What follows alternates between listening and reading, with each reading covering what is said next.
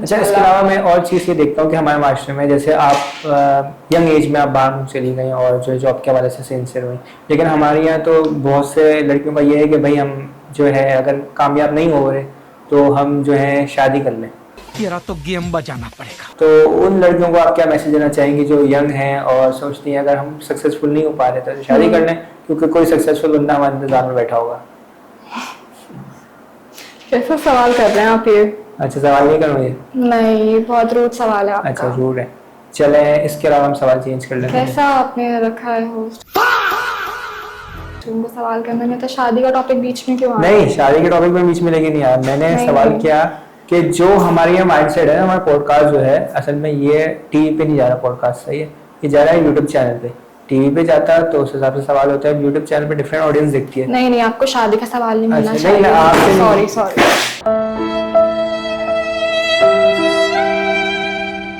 मैं इंटरेस्टेड नहीं हूँ इसमें। नहीं सवाल नहीं तो सुने सॉरी। आप। जब ये आओ।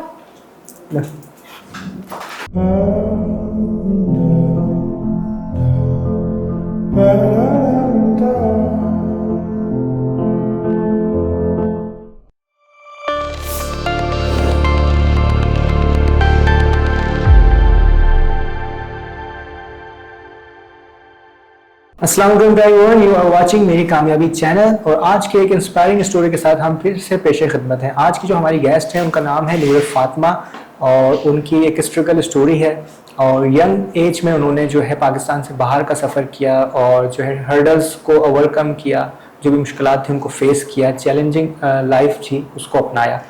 तो जानना चाहेंगे उनकी कामयाबी का राज क्या था और किस तरह उन्होंने अपनी सक्सेस हासिल की और यंग एज में अकेले सफ़र किया बाहर मुल्क का, वो किस तरह चैलेंजिंग था। So let's start our show. अस्सलाम वालेकुम। वालेकुम अस्सलाम। कैसे मिजाज हैं आपके? अल्हम्दुलिल्लाह, आप बताइए।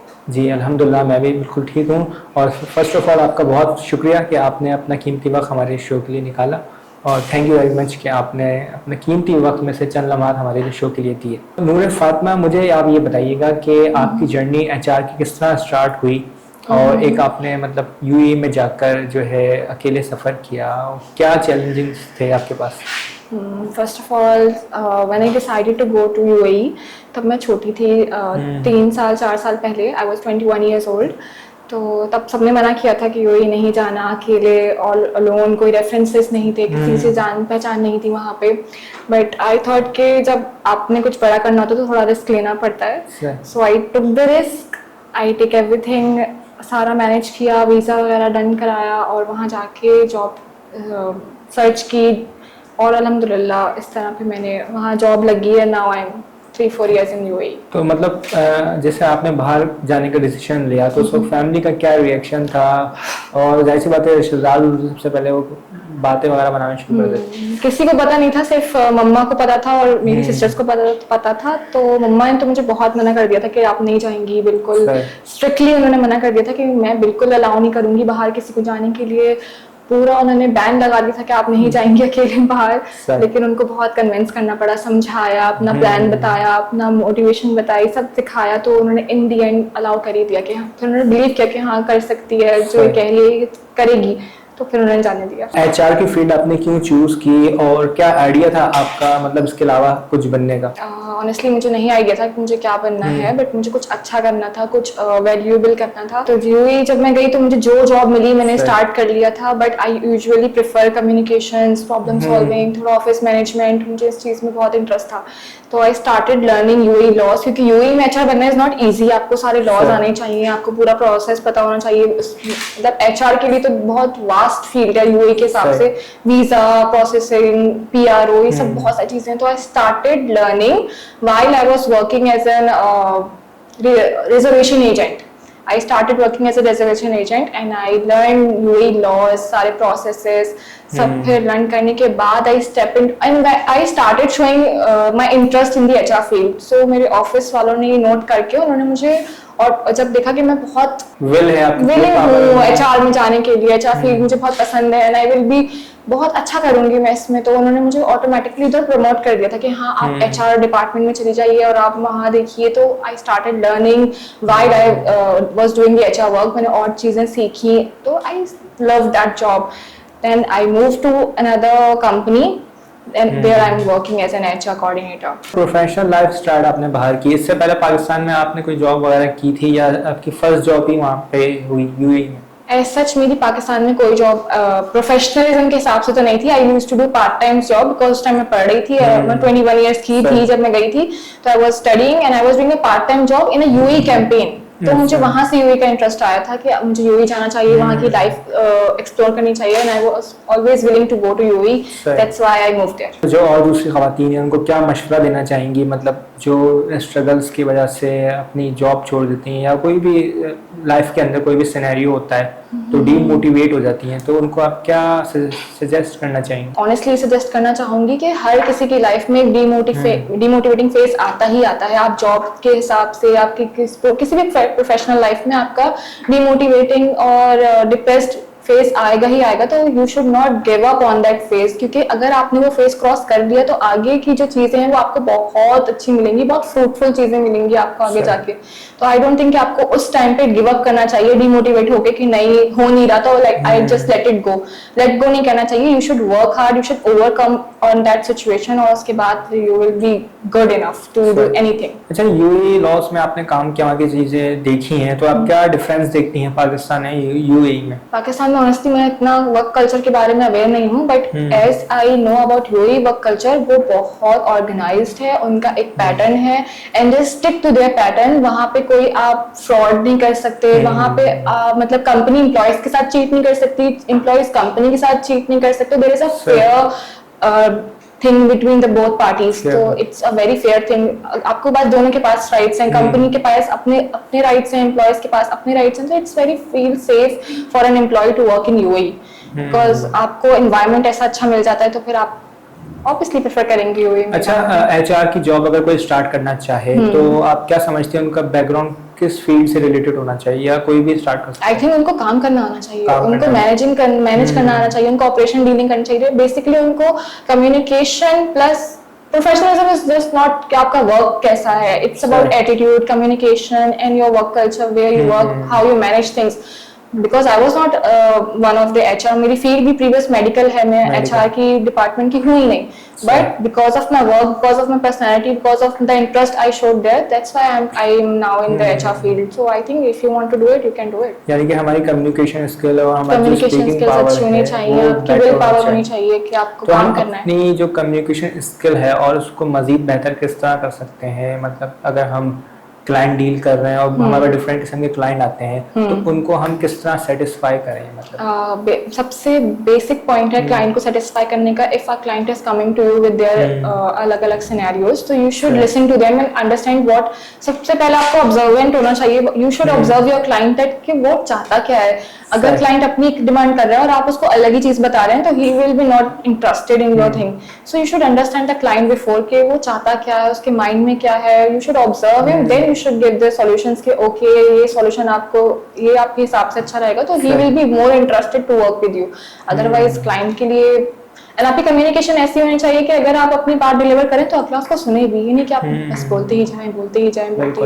You should just say to the point and he should understand. और अच्छा, इसके अलावा आपके क्या गोल्स हैं इन फ्यूचर? एचआर की फील्ड में आपने मजीद जो है एक्सेल करना है या कोई और दूसरी फील्ड देखनी है? नहीं, मुझे एचआर की फील्ड में ही एक्सेल करना है और अभी तो मेरे हिसाब से मैं बहुत इनिशियल पॉइंट पे हूँ. I want to go very further. मैं अपने आप को एक बहुत अच्छी सी मल्टीनेशनल फर्म में एक एचआर मैनेजर की पोस्ट पे देखना चाहती हूँ. तो I have to work hard on that. I have to work on those things तो जो मुझे वहाँ तक ले जाएं. अभी बहुत दूर है वो जर्नी.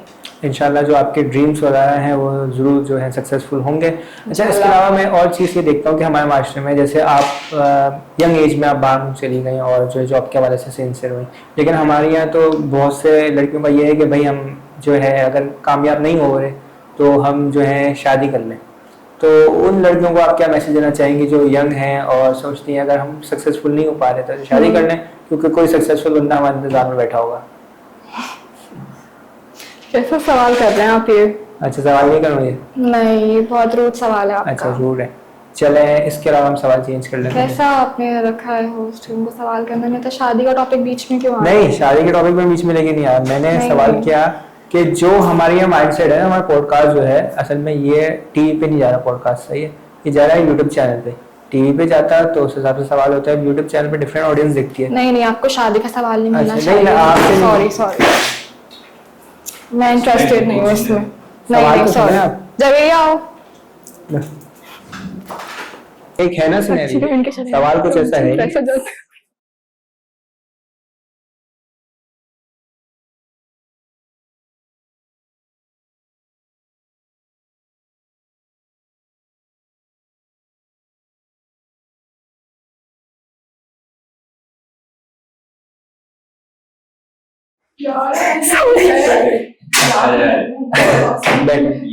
था थोड़ा सा प्रैंक।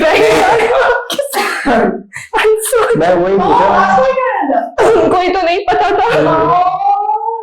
मैंने क्या हो गया, ये तुम्हारी प्लानिंग थी क्या? तो BTS तो बनाया था ना, चल रहा है, रिकॉर्डिंग चल रहा है। नहीं, यहाँ से नहीं, वहां से बनाना चाहिए। BTS तो बनता।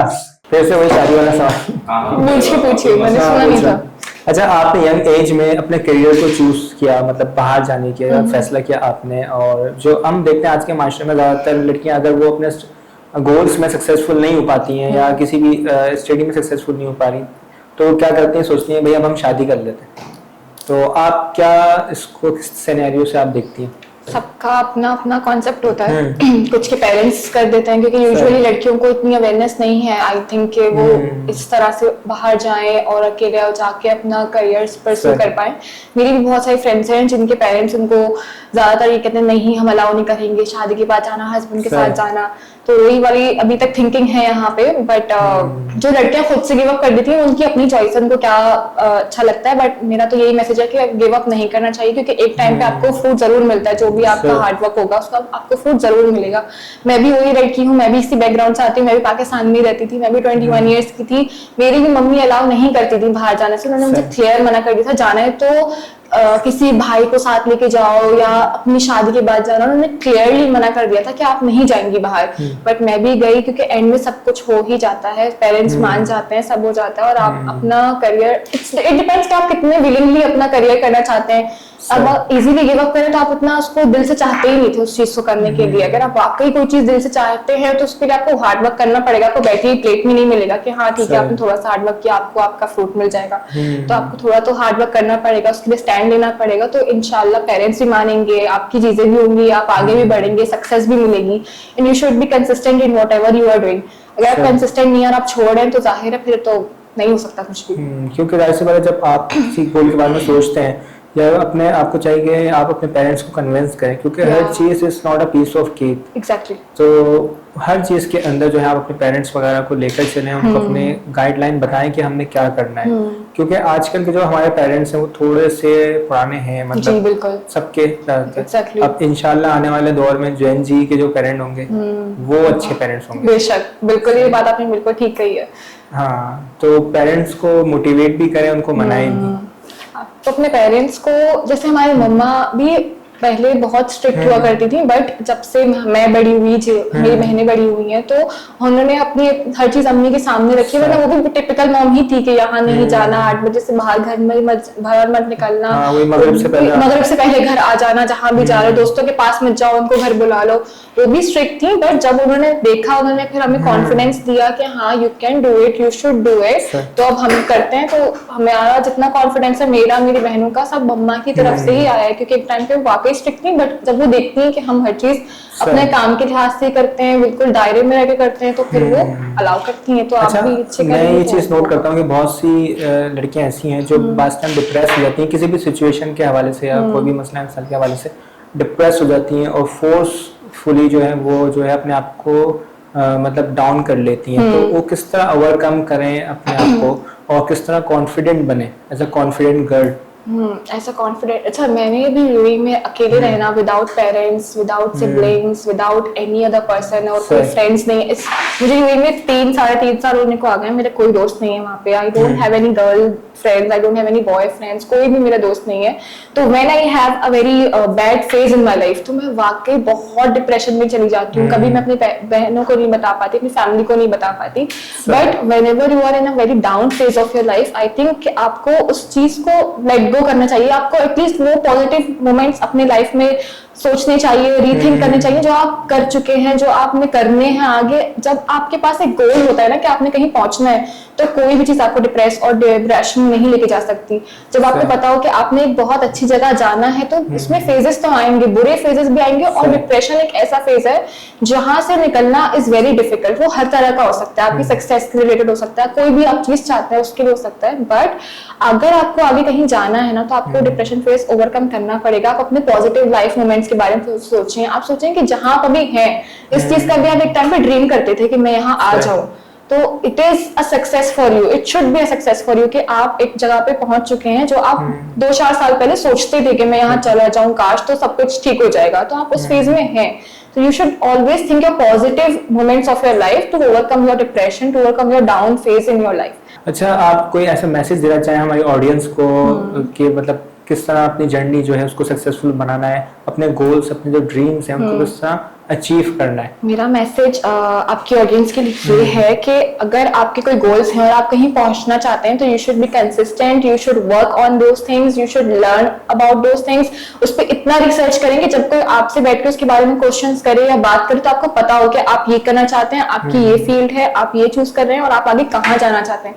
आपके पास ये 4 सवाल होने चाहिए, आपके इन 4 सवालों का जवाब होना चाहिए कि आप ये सोचते हैं और आप क्या करना चाह रहे हैं, और जो भी आप करना चाह रहे हैं उस पर इतना कंसिस्टेंट रहें कि फिर आप को और कुछ दिखे ही ना। जब आपको और कुछ नहीं दिखेगा, आप अपनी चीज पे ही करते रहेंगे, आपके पास एक पाथ होगा कि मुझे इस पाथ पे चलना है, तो फिर आप ऑलमोस्ट उस जगह पे जाएंगे ही जाएंगे जब आपने प्लान कर ही लिया है। तो सही। थैंक यू वेरी मच नूर फातिमा, आपका बहुत शुक्रिया कि आपने अपना कीमती वक्त हमारे शो के निकाला। It's honour for me and for my entire team. तो नाज़रीन, मिलते हैं फिर आपसे किसी नई स्टोरी के साथ। तब तक रखिएगा अपना ख्याल। अल्लाह हाफिज।